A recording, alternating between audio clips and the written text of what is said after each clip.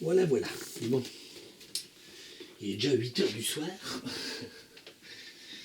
Donc, reprenons. On en était donc à cette histoire de plan. Donc, quand il est créé, et donc l'inchangeabilité du plan.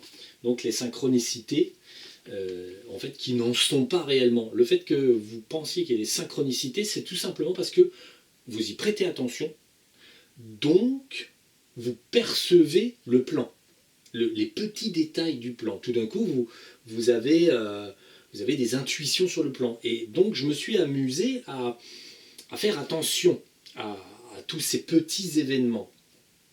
Donc, voir, en fait, quoi qu'il arrive, alors, ce qui est très embêtant, entre guillemets, et ce qui est difficilement, en fait, ce qui est la partie énervante d'un plan à l'avance qui ne peut subir aucun changement, il faut bien prendre conscience donc que le Playmobil, l'entité même qui est dedans, c'est-à-dire l'entité que vous êtes au départ, l'étincelle divine avec un certain nom, patati patata, son histoire, ça fait partie de l'incréé. Enfin, ça fait partie du créé. Donc, comme ça fait partie du créé, l'entité qui est dans le corps a été choisie pour être dans ce corps.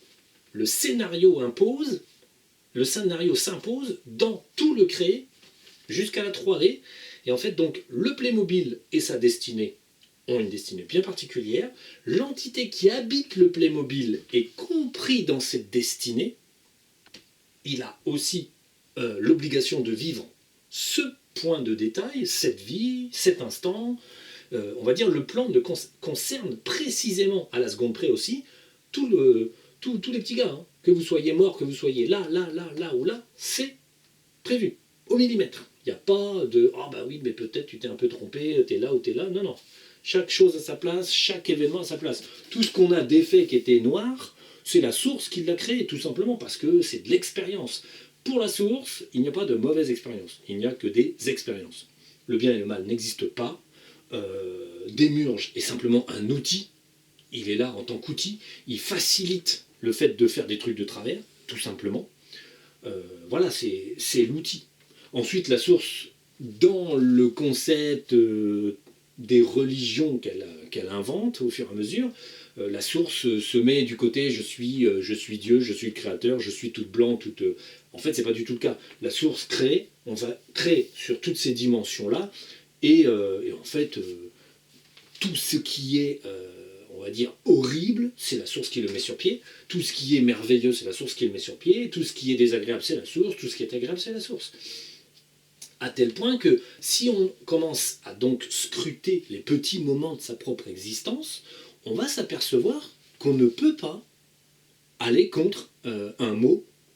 Par exemple, il y a des fois, avec ma compagne, comme avec toutes les personnes, il y a des tensions. Alors, les petits dédés nous mettent des implants, et je vois bien, parfois, hein, parce que bon, nous on se nettoie, mais régulièrement, notre système ne peut pas être étanche à 100%. La source ne le permet pas. On a quand même des dédés qui naissent des micros, nanos, ils naissent, ils grandissent, et ils prennent la place, et la source les met à faire ce qu'elle a envie qu'ils fassent.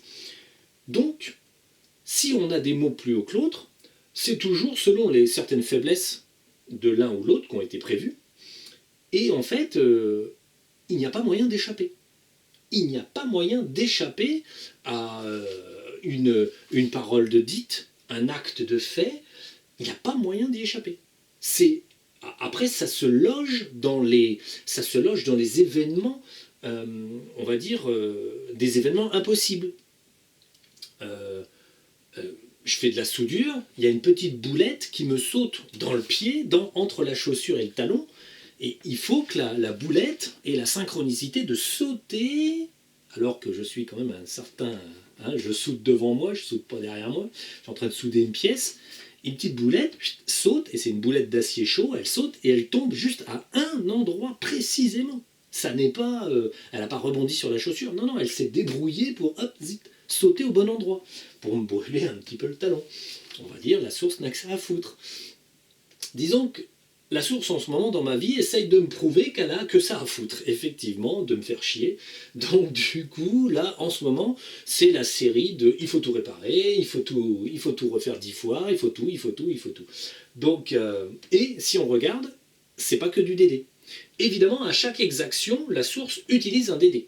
elle utilise un délai. Mais après, quand c'est un événement, on va dire comme une panne qui ne devrait pas exister, une fracture quelque chose qui casse qui ne devrait pas exister, ça, c'est pas un délai. C'est là, on est dans l'infini petit de la matière, la source intervient et fait céder la matière là où il n'y avait aucune raison qu'elle cède. Disons que si vous étudiez scientifiquement la situation, vous prenez une pièce métallique, je ne sais pas, un bras de mini-pelle, hein, vous prenez un bras de mini-pelle, vous le radiographiez, il n'a aucun défaut, donc il ne peut pas casser. Vous vous en servez, 3 minutes, plaf, il casse. Que s'est-il passé? Vous radiographiez la pièce, vous regardez, bon, très bien, il y a eu une faiblesse, mais vous avez la radiographie 3 minutes avant, il n'y avait aucune faiblesse. En fait, qu'est-ce qui se passe-t-il? La source crée, là où elle a envie, un problème, parce que ça a été écrit. Et elle ne peut pas se permettre de désécrire un scénario. Ça a une... en fait, c'est en fonction du fait d'un phénomène des résonances. On va dire, comme dans toutes les dimensions, et sur tout l'étage des corps, et par toutes les dimensions, il y a des énergies qui ont été rangées pour arriver, ne pas arriver, se mêler, s'additionner, se contrarier. Il n'est pas possible d'annuler un événement parce qu'il est désagréable. Il n'est pas possible d'annuler un événement parce qu'il n'est pas rentable. On va dire, aujourd'hui, la source me fait vivre, par exemple, des répétitions. Elle répète encore et encore des pannes, des ci, des ça. Parce que par contre, la source, c'est pareil. On va dire, les humains sont nombreux, la vie est nombreuse, donc elle a tendance à répéter les choses. Tous les cycles planétaires, machin, se répètent. Et la vie des êtres humains est répétitive. On fait toujours la même chose. En gros, bon, on mange, on dort, on fait des trucs de couple, patati patata, il y a beaucoup de répétitions. Ensuite, exceptionnellement, on fait des trucs qui ne sont pas répétitifs. Mais même à travers le travail, les distractions, n'importe quoi, les choses sont répétitives. Et il y a des gens qui sont bloqués dans des boucles répétitives. Moi, j'ai connu des individus qui faisaient toujours les mêmes conneries et qui se rétamaient, qui se relevaient, qui continuaient, et ding, et dingue, et ding, et dingue. Il y a des gens comme ça qui sont des plaies pour eux-mêmes, comme pour les autres, mais ils sont dans un cercle où c'est répétitif, c'est tout. Il n'y a pas de solution en soi. Il n'y en a pas. C'est comme ça. Donc, il n'y a pas de solution parce que la source répète le plan, et la seule liberté qui existe pour l'entité, ça n'est pas d'éviter un incident. Quand vous évitez un incident, c'est que la source vous laisse en fait, une personne, par exemple, qui tombe, mais finalement s'en sort, et hop, fait une galipette, et fait ci, et fait ça, et paf, s'en sort sans un bleu. Tout simplement, la source lui a donné toutes les ficelles pour que, hop, elle survive. C'est pour ça que quand il y a une catastrophe, on va dire, il y en a 10 qui sont morts, il y en a un qui est vivant. Pourquoi? Parce que c'était pas l'heure, c'est tout. La source a décidé que. Si vous regardez plus bizarrement, on va dire, si vous regardez sur Internet des vidéos de catastrophes, enfin, des vidéos d'accidents, de travail, en fait, c'est des vidéos que en fait, je regarde quand j'ai 5 minutes, c'est de voir à quel point la source arrive à organiser un accident, organiser un truc. Le gars a de la chance, il s'en sort. Finalement, le gars n'est pas blessé, le gars a fait ci, a fait ça. Et en fait, à chaque fois, on voit quand même qu'il y a des circonstances spécifiques. On va dire, quand une personne s'en sort d'une maladresse ou ci ou ça, c'est comme des gens qui ont des maladresses, mais qui arrivent quand même à se récupérer. Et puis il y a les gens qui ne font aucune maladresse, mais qui ont un problème. Parce que, véritablement, les choses se mêlent à ne pas vouloir éviter l'incident. En fait, tout ça, c'est des synchronicités. Comme toute autre forme de problème qui sont des synchronicités négatives. Il y a des synchronicités positives qui vous sauvent, on va dire, qui vous aident, et il y a toutes les synchronicités négatives qui vous font tomber, qui vous font mal, qui font... Mais ne pas s'inquiéter, on va dire, de l'Illuminati à l'être le plus initié, tout le monde est synchrone. L'Illuminati est un con fini, qui pourrit la planète de toutes ses idées stupides, mais c'est pas les siennes. En fait, il est parfaitement synchrone. Il effectue le plan pour lequel la source avait prévu qu'elle emploierait un pauvre débile pour faire ça, parce qu'il est au début de son évolution. Et ensuite, on va dire, quand n'importe quel moine, n'importe quel grand sage fait quelque chose, il est toujours aussi synchrone, sauf qu'il est soi-disant du bon côté, quoi, c'est tout. C'est un phénomène d'inconscience que tout est dans le plan. Il n'y a pas de situation où vous n'êtes pas dans le plan, c'est impossible. Comme l'a dit Pluton, il a déjà vu un petit accroc quelque part, mais on parle de, je ne sais pas, une épingle qui ne serait pas dans la bonne botte de paille. Mais c'était tout, hein. C'était, on va dire, regardez bien la nature telle qu'elle est, chaque brin d'herbe est à sa place, et c'est bête à concevoir, mais chaque brin d'herbe, chaque molécule d'air, chaque petite mousse, petit gland de chêne, petite feuille qui tombe en hiver, tout est parfaitement synchrone. Il ne peut y avoir l'humus que ça créera, les petits vers de terre qui viennent manger, tout le monde est à sa place. C'est idiot à dire, mais la source pousse on va dire la perfection jusqu'au brin d'herbe, jusqu'à la molécule, rien n'échappe à son contrôle. On va dire, ça va jusqu'à intervenir pour éviter des choses soi-disant très importantes comme le fait que je décorpore ou pas, mais même les petites molécules d'air, les molécules d'eau sont sous le contrôle de la source, par le biais de l'éther. Tout est sous contrôle, parce que tout doit aboutir à quelque chose pour demain. Et donc il n'est pas question de changer quelque chose d'imprévu aujourd'hui, parce que demain il se passe déjà quelque chose, on le sait. Même si ça n'est pas physique, demain et hier, le futur et le passé ne sont pas physiques, ils sont prévus, ils sont calés en énergie, tout est calé, le plan est calé. Dans l'éther, en tout cas, c'est déjà fait. Donc, quand le présent se déplace dans le futur, ou provient du passé, il ne peut y avoir aucun changement dans le plan. Si par exemple vous essayez de prouver que vous pouvez aller contre le plan, vous vous dites « Ah ben très bien, regarde, ça tu n'y avais pas pensé, vous prenez une fourchette, vous la plantez dans la main. » Et en fait, désolé, la source vous a poussé à penser que vous maîtrisiez la situation et à vous planter une fourchette dans la main, chose que vous pensiez que la source ne voulait pas. En fait, vous vous trompez, c'est parce que vous vous leurrez vous-même en pensant que vous arrivez à échapper à un plan qu'elle avait de toute façon prévu que vous essayeriez de faire. Donc en fait, surtout, elle vous a donné l'idée et vous l'avez fait. Donc moi, j'ai essayé d'observer des petits détails. Par exemple, c'est des petits détails de la vie de tous les jours où vous vous dites, moi, ma pensée, c'est de faire une chose. Par exemple, j'avais un de mes chiens qui arrive en courant. Elle arrivait trop vite. Elle joue, mes deux chiens jouent, ils courent, ils font n'importe quoi, ils sont jeunes. Donc, le chien arrive trop vite. Donc, au moment où ça se passe, ma volonté, mon idée propre, c'est je lève ma jambe pour la freiner, puisqu'elle est à 3 mètres, elle court, mais elle regarde devant elle. Donc, elle voit ma jambe, elle va freiner. Je sens qu'il y a une intervention, parce que bon, on peut très bien sentir quand il y a quelque chose qui va merder. C'est d'ailleurs pas très compliqué, on le sent très bien. C'est comme, avant que je me fasse mal, j'ai mon troisième corps qui me dit attention, ça va faire mal. Bon, et crac, je me fais mal. Donc, en ce moment, ça arrive plus que d'habitude. Avant, ça ne m'arrivait jamais. Donc, mais la source a envie de me donner des exemples de tout ce que je peux faire. Donc, je lève la jambe pour freiner le chien. Je pense, elle va freiner.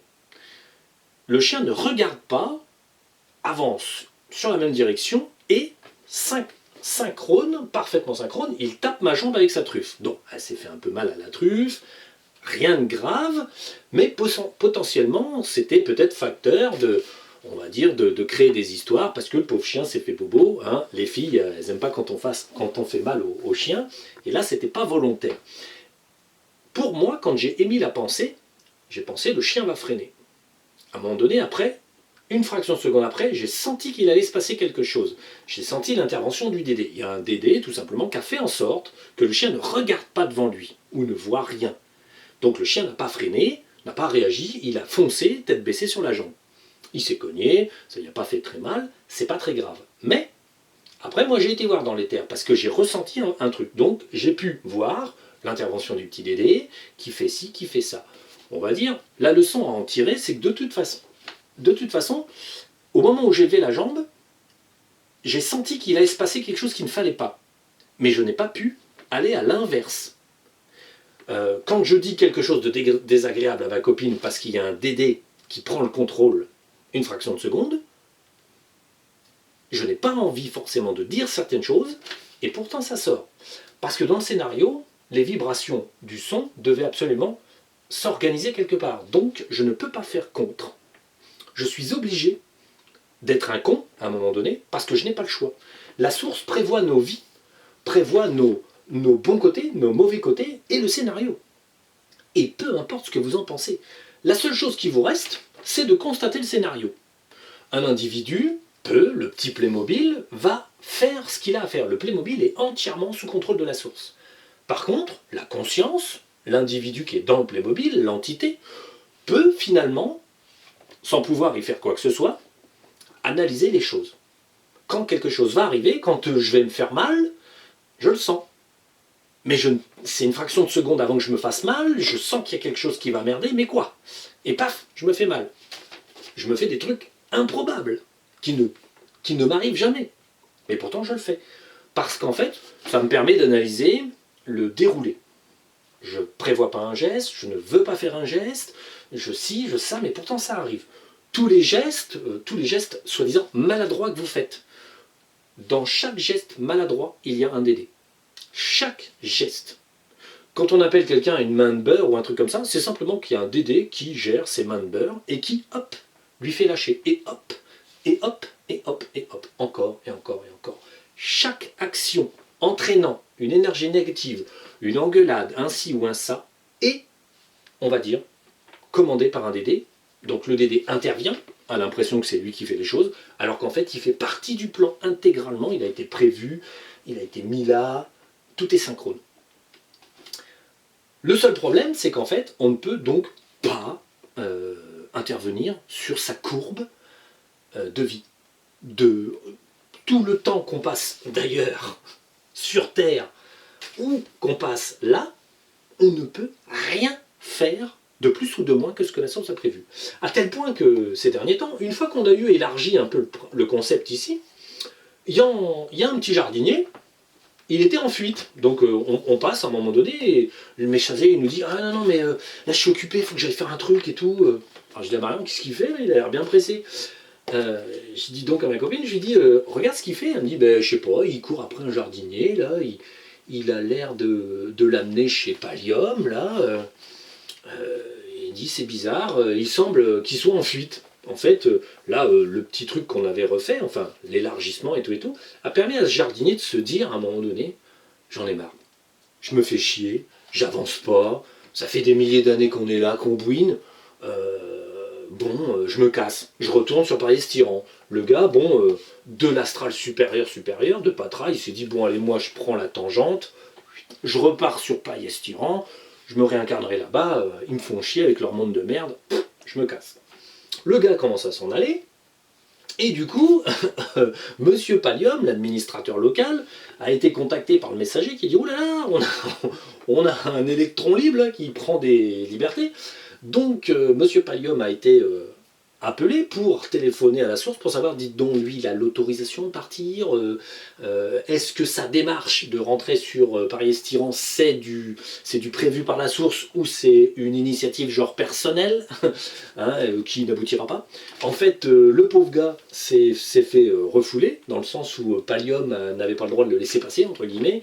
Le messager devait le raccompagner dans sa petite maison, et voilà, parce qu'il n'avait pas fini, en fait. Il n'avait pas fini. Alors bon, moi j'ai fait le bon samaritain, le petit gars j'ai été le voir, puis je lui ai expliqué qu'en fait, que tant qu'il ne serait pas redescendu s'incarner pour prendre conscience de Dédé, du nettoyage et du cycle de nettoyage, et qu'il fallait que, en fait, tant qu'on n'aurait pas fini notre mission de s'assombrir et ensuite de revenir à la lumière, il ne pouvait pas partir, parce qu'il n'a pas fini son plan, il n'a pas fini le plan. Mais même lui semblait inconscient du phénomène du plan précis, du plan immuable, du plan micro-millimétré, sans accroc, sans aucun. On va dire, si vous arrive une couille demain, vous ne posez pas la question, c'est normal, c'est le plan. Alors on va regarder cette histoire de plan, mais du coup on va regarder sur le plan, justement, cette histoire du plan, on va le regarder sous un angle scientifique, entre guillemets. Et puis puis de toute façon je vous referai peut-être encore un peu de vidéo parce que je ne sais pas si la carte va pas arriver à la fin. On va voir si ça passe. Et puis bon, il commence à être tard, je vous ferai la suite peut-être demain, mais on va juste attaquer le sujet du plan. Le plan scientifique. Donc, on va dire, on a de ce côté-là, de la barrière, l'incréé. L'incréé, où se trouve la source en décomposition. C'est-à-dire que, on va dire, vous avez les 19 petites sources qui obéissent peut-être à des plus grandes, et ensuite vous avez la source-source. C'est pas la source ici, hein. Il y a quand même une décomposition du pouvoir et des tâches, on va dire. Alors tout est connecté, du coup, on pourrait dire c'est la source, mais c'est pas le cas du tout. C'est toujours, comme on peut le voir, il y a le centre de la galaxie, le centre de l'univers, Pallium, avec on va dire les différents secteurs, 19 secteurs dans 19 multivers. Hein, on divise les commandements, les pouvoirs, parce qu'il faut organiser selon la taille des choses. Donc ici on a l'incréé, ici on a cette barrière infranchissable, et en fait, de ce côté-là, on a tout le créé. Donc toutes les dimensions créées, qui vont de 1 à peu près 34.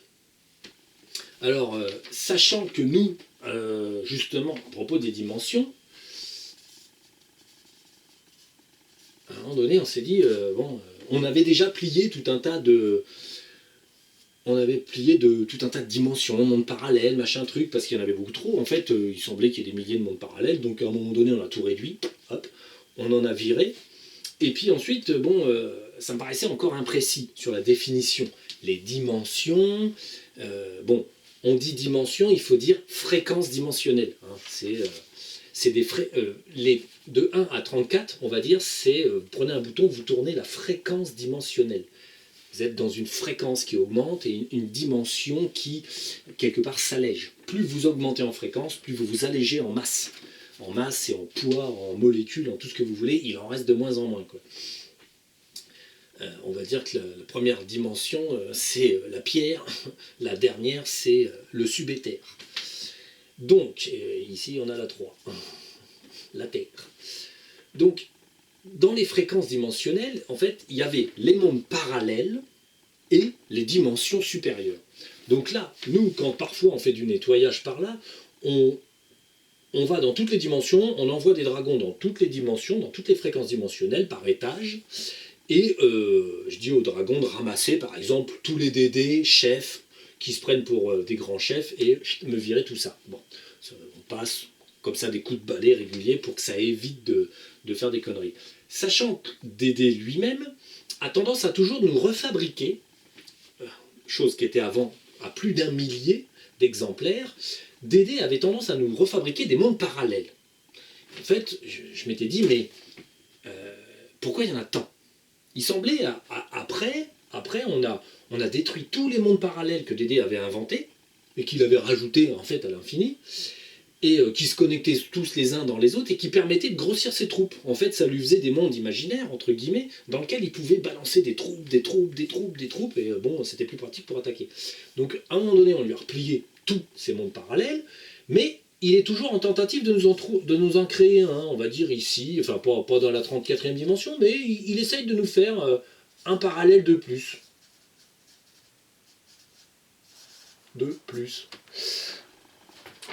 Donc on surveille ça, qu'il ne nous crée pas un parallèle et qu'il ne commence pas à nous faire des zouaveries. Donc à chaque fois qu'on voit un parallèle en création, on le prend, hop, centre de la galaxie, basta, plus de parallèle. Et ensuite il restait des mondes parallèles, soi-disant. En fait, j'ai une petite conversation avec Pallium, j'ai dit mais c'est pas des mondes parallèles. Je dis parce qu'effectivement on pouvait circuler, il y a des portes, par contre, il y a des passages, des vortex, qui vont de notre monde aux 19 autres. Donc on va dire, dans les là on est dans les dimensions, ici on peut... ouais, ça c'est pas la même chose. Donc, bon, c'est pas grave. On va mettre là, ici, on va dire, sur nos 19 mondes, ici, avec les 19, 1, tout ça, donc vous avez tous les mondes dans le multivers, donc ils doivent être peut-être de taille égale, on ne sait pas. Donc, nous, on est plutôt vers 18-17e, donc on est quelque part sur le bord, là, nous, on est quelque part là, sur le bord, c'est la merde. Donc, on va dire, dans ces mondes parallèles, à un moment donné, donc j'ai discuté un peu avec Pluton, et j'ai dit, donc, c'est pas... ce qu'on appelle les mondes parallèles, c'est tout simplement nos mondes voisins. Il n'y a pas de monde parallèle. Et effectivement, il n'y a pas de monde parallèle. Par contre, ce qui se passe, c'est qu'un système solaire comme le nôtre, on va dire, hop, avec toutes ces petites planètes, tac, tac, tac, traversées par des comètes, des machins, des trucs, il a une certaine identité vibratoire. Il vibre à une certaine fréquence. Alors, notre petit système solaire qui est là, il a des affinités vibratoires avec un système solaire qui est là. Et un système solaire qui est là. Et un autre qui est là, un autre qui est là, un autre qui est là. En fait, sur les 19, il y a des, on va dire, des cohérences entre la matière, entre celui-ci, celui-ci, celui-ci. Ce qui fait qu'il y a des vortex un peu naturels qui se promènent, on va dire, dans le multivers. Et quand on dit qu'une attaque vient d'un monde parallèle, en fait, c'est pas un monde parallèle. C'est les mondes parallèles de Dédé, il les fabrique, mais en fait, c'est les univers. Dans les 19 univers, il y a des affinités entre nous. Nous, en tout cas, on peut avoir une connexion naturelle avec ce petit monde-là, ce petit monde-là, ce petit monde-là. Donc quand Dédé attaque, il peut, s'il le veut, balancer une attaque de cet univers, tac, il la balance dans ce vortex-là, pouf, et il nous attaque. Bon, facile. Quand il avait 1000 mondes parallèles, il le faisait de notre univers, mais on avait l'impression que ça venait de partout, alors que ça venait que un phénomène de duplication en fait vibratoire, un supplément dans notre propre univers. Il n'arrêtait pas d'en rajouter des étages. En fait, c'était des sous-couches, des couches et des surcouches pour créer toujours plus de lui et moins d'autres choses. Donc, ce qui est intéressant, c'est de savoir qu'il n'y a pas de monde parallèle. Absolument pas. Il n'y en a aucun, sauf des imaginaires que Dédé peut créer. Et que nous sommes tous simplement en connexion permanente. Et je suppose que c'est selon la géographie et géométrie de certaines choses aussi, parce que ce qu'il faut voir, c'est que ces affinités, au fur et à mesure que tout bouge, comme une pendule et des engrenages, tic-tac, tic-tac, tic-tac, bon, là où nous avions un vortex qui marchait bien avec ce petit monde-là, parce qu'on était bien synchronisés, l'un et l'autre, 100 000 ans plus tard, c'est avec celui-là, parce que l'horlogerie a changé, tous les engrenages ont bougé, et finalement, on a un vortex naturel qui s'est ouvert de ce monde-là à ce monde-là. Naturel, alors évidemment, c'est du côté des dimensions fines, hein, c'est pas du côté des dimensions physiques, hein, encore que les trous noirs créent des passages entre les mondes. Donc, il n'y a pas de monde parallèle, ça n'existe pas en fait, véritablement. Les scientifiques en fait supputent parfois des milliers de mondes parallèles, ceci, cela, c'est toujours pareil. En fait, ils se posent des questions auxquelles ils ne peuvent pas répondre, puisqu'en fait, ils ne veulent pas savoir. Les scientifiques veulent toujours passer par des protocoles où en fait, ils ne font pas appel à leur, par exemple, imagination ou à leur intuition, ce qui fait qu'ils avancent toujours dans le calcul, le mathématique et autres. En fait, le problème qu'ils ont, et là, on arrive, on arrive au problème du temps et de la matière. On va dire, c'est pas difficile, la source crée un temps. Alors, le temps présent, à la vitesse à laquelle il s'écoule là en ce moment quand je vous parle, est exactement le même dans tout le multivers.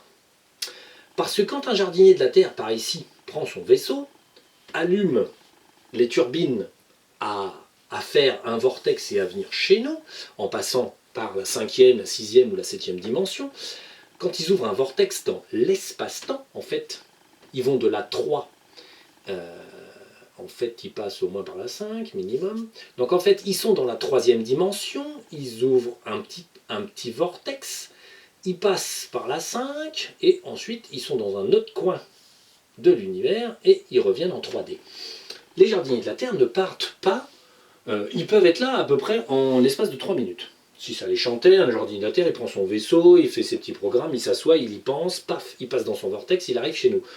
Il leur faut 3 minutes. C'est pour ça qu'en fait, sur Terre, vous ne verrez pas d'attaque d'extraterrestres belliqueux, dans le sens où ils ont beaucoup trop peur des jardiniers de la Terre pour se faire des ennuis à ce point-là. si certaines races extraterrestres, on va dire, interfèrent un peu dans nos plans, ils le font très très très discrètement, pas trop fort, parce qu'ils ne voudraient pas quand même qu'un jardinier de la Terre prenne un petit vaisseau avec ce qu'il faut et vienne leur botter le cul. Ils peuvent le faire à la vitesse de la pensée, et ils peuvent le faire en fait assez rapidement si bon leur semble. Si le plan le voulait, et qu'un jardinier de la Terre doit débarquer demain parce que j'ai dit une connerie, il faut qu'il me ramène un polystyrène pour me faire un lavage de cerveau, il lui faudrait pas plus de 3 minutes pour se pointer dans le jardin. Donc, l'idée, c'est de bien comprendre que le temps est le même. Quand le jardinier de la Terre est parti de sa planète, qui en proportion, la Terre est comme ça, Paris-Estiran est minimum comme ça, voire comme ça, on va dire. Ici nous avons la Terre, ici nous avons Paris-Estiran, Paris-Estiran. Hop. C'est mon nom d'un mois. Donc, le petit gars, il est là. Il va là, il prend son petit vaisseau qui fait 1 kilomètre, paf, il le téléporte, tac, il arrive sur la Terre, clic, et il se trouve là. 3 minutes. Pour traverser presque tout le multivers, parce que Paris-Estiran, je ne vous raconte pas, c'est presque à l'autre bout, c'est là où il fait clair, et chez nous, c'est là où il fait sombre. Donc le gars, il parcourt plus que les hommes ne peuvent l'imaginer, puisque aujourd'hui, les scientifiques, en fait, pensent qu'il y a un univers, hein, n'est-ce pas? Certains avancent des théories comme quoi il y aurait plusieurs univers, mais on les prend pour des cons. C'est pas sérieux d'après les autres. Attention, hein, les scientifiques, alors là on attaque des sujets périlleux.